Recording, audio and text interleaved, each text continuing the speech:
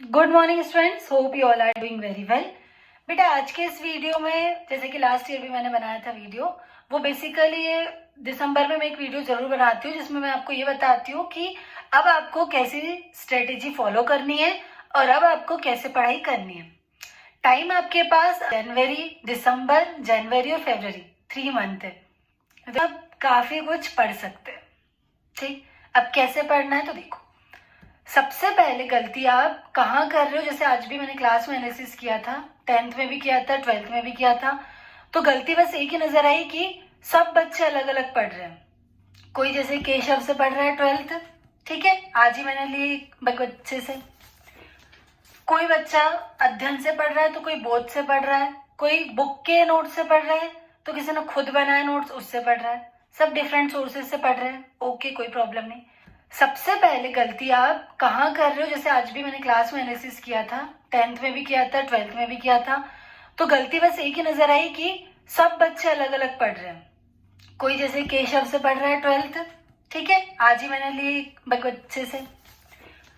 कोई बच्चा अध्ययन से पढ़ रहा है तो कोई बोध से पढ़ रहा है, कोई बुक के नोट से पढ़ रहा है तो किसी ने खुद बनाए नोट्स उससे पढ़ रहा है। सब डिफरेंट सोर्सेज से पढ़ रहे हैं, ओके, कोई प्रॉब्लम नहीं। प्रॉब्लम यहाँ पर जा रही है कि आप अभी तक पढ़ रहे थे जो आपके टीचर ने नोट्स लिखवाए थे उसमें से, अब आपने चेंज कर दिया, परीक्षा बोध आ गई, अध्ययन आ गई, केशव आ गई, वॉटेवर जो भी जिससे जो भी आ गई, अब आप उससे पढ़ने लग गए। तो भैया ऐसा आप ना करें, आपसे हम्बली रिक्वेस्ट है कि आप ऐसा कुछ ना करें। आप अभी तक जिस सोर्स से पढ़ रहे थे आपको उसी से पढ़ना है लास्ट तक, ठीक है। मान लीजिए कोई सा भी एक क्वेश्चन ले लेते अपन, पोटेंशियल डिफरेंस ले लेते हैं।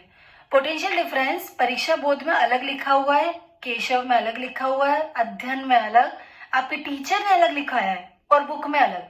सबका मीनिंग सेम है बट है अलग अलग। अब वो बच्चे जिन्होंने पढ़ा ही नहीं था, ना केशव ना कुछ किसी से पढ़े नहीं, वो बच्चा कहीं से भी शुरुआत कर दे, नो मैटर। बट जिस बच्चे ने पढ़ा था तो बच्चा वहीं से पढ़े जिसने लास्ट ईयर या लास्ट मंथ या जब से वो पढ़ रहा है तब से उसने जिस बुक से पढ़ा है वो उसी बुक से पढ़ेगा। होपफुली वाली बात आपकी क्लियर हो गई बुक वाली। आपके जो प्रॉपर नोट्स आपने बनाए आप उसी से पढ़े, और अगर नहीं भी बनाए तो जब आप आज से शुरू कर रहे हो तो आज से लेकर एग्जाम के लास्ट तक आपको उन्हीं नोट्स से पढ़ना है। होता यूं है कि पूरे साल बच्चा बुक से पढ़ता है या ट्यूशन जाता है वहां से पढ़ता है, एग्जाम टाइम में उठा लेता है केशव और खोल के याद करने लग जाता है। अब आप मुझे एक बात बताओ, स्टार्टिंग से तो अपन कहीं कुछ और से पढ़ रहे थे, अब लास्ट में केशव खोल ली हमने, तो क्या सेंस है? कोई सेंस नहीं है, पर नहीं पढ़ रहे हैं तो वो गलत हो जाएगा, ठीक है। तो बुक्स आपको चेंज नहीं करनी है, आप जिस सोर्स से पढ़ रहे हैं आपको वही सोर्स लास्ट तक फॉलो करना है। मैंने आपको बता दिया सब में लैंग्वेज अलग अलग है और आपने याद कुछ और किया होगा, कुछ और ही है, ठीक। सेकेंड चीज ये कि आपको कॉन्सेंट्रेट करना है। आप क्या करना है? कॉन्सेंट्रेट स्टार्ट हो जाएगा आपके क्लास से। आपके टीचर क्लास में जब पढ़ा रहे हैं तब आपको कॉन्सेंट्रेट करना है। मान लीजिए टीचर कोई सा भी एक टॉपिक पढ़ा रहे हैं, उसमें आपका इंटरेस्ट है ही नहीं, बोरिंग लग रहा है, पर उस पर ऐसा कॉन्सेंट्रेट करना है कि गलती से भी माइंड में ये ना आए कि हमको समझ में नहीं आ रहा है, या माइंड में कुछ और थॉट ना चले, ठीक। ऐसा क्यों? क्योंकि बेटा एग्जाम में 3 आवर्स आपको मिलेंगे, 3 आवर्स में एक पेपर आपके पास रहेगा और आप रहोगे। पेपर में कुछ क्वेश्चन ऐसे होंगे जो आपको नहीं आएंगे, कुछ ऐसे होंगे जो आएंगे, कुछ आपने कभी देखे ही नहीं होंगे, ऐसे भी आ सकते हैं, ठीक है।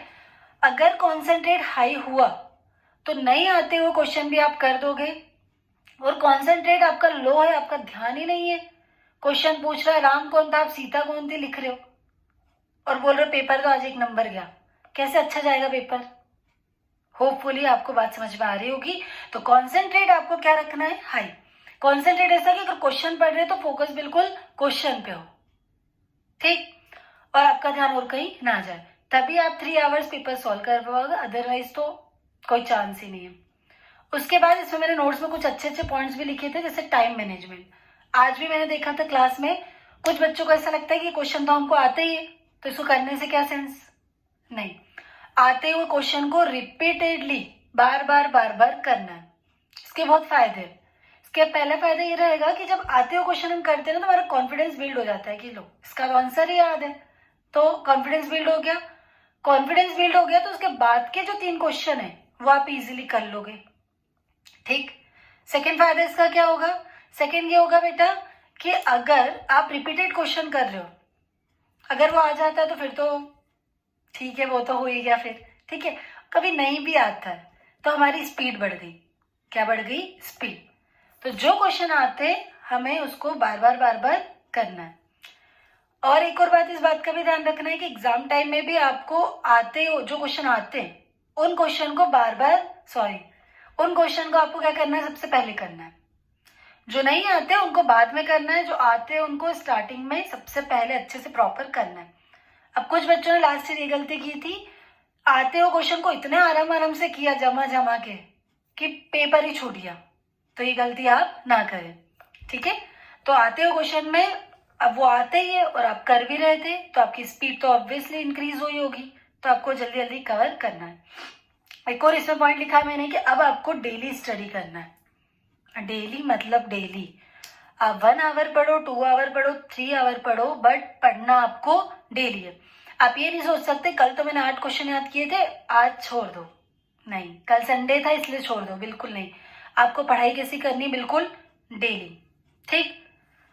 भले ही आप 2 क्वेश्चन याद करो बट डेली पढ़ाई करनी, क्योंकि बेटा अगर एक बार लिंक छूट गई है ना, और अगर अपन घर पे ही 1 आवर नहीं बैठ पा रहे तो पेपर में 3 आवर कैसे बैठ पाएंगे? कहीं कमर दुख रही, कहीं कुछ हो रहा है, कहीं कुछ हो रहा है, तो गलत हो जाएगा। तो आपको कितने घंटे बैठना है वो आपके ऊपर डिपेंड करता है, सबकी अपनी अपनी स्ट्रेंथ है, बट आपको डेली पढ़ाई तो करनी है। नेक्स्ट आ जाएगा कि टीचर पे अब आपको ट्रस्ट करना पड़ेगा। अगर आपके टीचर बोल रहे हैं कि ये वाली चीज है, इसको आप लर्न कर लो, तो आपको वो लर्न करनी है। हम ऐसा नहीं कर सकते कि ये भी कर लो वो भी कर लो। Like English grammar, English grammar एक बहुत बड़ा समुद्र है। क्या है? समुद्र। कितनी एप्लीकेशन याद करोगे, कितने लेटर याद करोगे, कितने ऐसे याद करो, और कितनी ग्रामर। जब से मैं पढ़ा रही हूँ तब से आज तक ऐसा नहीं हुआ कि जो मैंने ग्रामर पढ़ाई एज इट इज वही की वही आ जाए। इंग्लिश में तो आज तक ऐसा हुआ ही नहीं है। फिर क्या होता है कि मैंने आपको जैसे क्लास में भी बताया, इंग्लिश एक ऐसा सब्जेक्ट है ना, जिसमें क्वेश्चन आंसर भी ले लो, ग्रामर भी ले लो, सब कुछ। बेटा अगर आपकी कॉन्सेप्ट क्लियर है तो आप इजिली कर लोगे, अदरवाइज नो डाउट। अभी तक फर्स्ट टाइम ऐसा हुआ है, जैसे मैंने क्लास में ही बताया था, कि टाइम टेबल में सबसे लास्ट में साइंस का पेपर हो रहा है। तो रीजन बस यही है, और सोशल साइंस ऊपर आ गया है। सोशल साइंस इसलिए आ गया कि बच्चे लास्ट ईयर सोशल में ही फेल हुए थे। ठीक है, तो ध्यान रखना इस बात का। नेक्स्ट आ जाइए कि अब आपको एक्सक्यूज नहीं देना है, बहाने नहीं देना है कि ये रीजन था इसलिए नहीं किया, वो रीजन था इसलिए नहीं किया, हम यहाँ चले गए थे, हमारे घर गेस्ट आ गए थे, एटसेट्रा एटसेट्रा। कुछ नहीं, गेस्ट आ गए थे, ओके आप थोड़ी देर बात करो, बट आपकी जो फर्स्ट प्रायोरिटी है, एक डायरी ले लो या कॉपी ले लो, उसके पीछे लिख लो मॉर्निंग में उठते से कि आज इतना पढ़ना है, और वो आपका कंप्लीट होता है उस पर टिक लगा लो, आज इतना हो गया। गेस्ट आए थे, हम वहां बैठ जाते हैं, उनसे बात करने लगते हैं, जो भी एटसेट्रा है, आप 2 टाइम नो डाउट। बट क्या होता है कि जब रिजल्ट आएगा ना तभी आपसे पूछेंगे नहीं कि आप उस दिन हमारे साथ इतने घंटे बैठे थे, नहीं पूछेंगे ना। तो आप आपका जो इम्पोर्टेंट टाइम अब स्टार्ट हो गया है मेरी नज़र में, तो अब टाइम आपका स्टार्ट हो गया है। और अगर अभी पढ़ाई नहीं की तो फिर रिग्रेट नहीं होना चाहिए, आपको इस बात का भी ध्यान रखें, क्योंकि पढ़ाई आपने की नहीं तो रिग्रेट होगा नहीं। ठीक है। और दिसंबर बहुत इम्पोर्टेंट कह लो आप मंथ है अभी आप लोगों के लिए, तो होपफुली आपको इतनी बातें आई होगी समझ में। अगर समअप करूँ तो समअप में बस यही है कि अब आपको कॉन्सेंट्रेट करना है, टाइम मैनेजमेंट का ध्यान रखना है, बुक्स आपकी चेंज ना हो, कभी कोई सी बुक कभी कोई सी बुक, ये चेंज ना हो, एक्सक्यूज नहीं देना है, प्रॉपर डेली पढ़ना है, जो क्वेश्चन आते हैं उन क्वेश्चन को आपको बार बार करना है, भले वो आंसर तक याद होगा, मेथड तक याद होगा, बट करना तो है। ठीक है। तो होपफुली ये वीडियो आपके लिए बहुत ज़्यादा यूजफुल रहेगा। अगर इससे रिलेटेड कुछ भी डाउट रहता है, कुछ भी क्वेरी रहती है, तो प्लीज़ आप कमेंट बॉक्स में कमेंट कर दीजिएगा। अब मैं इंग्लिश की सीरीज स्टार्ट कर दूंगी, कल से बिल्कुल प्रॉपर वीडियोज आ जाएंगे।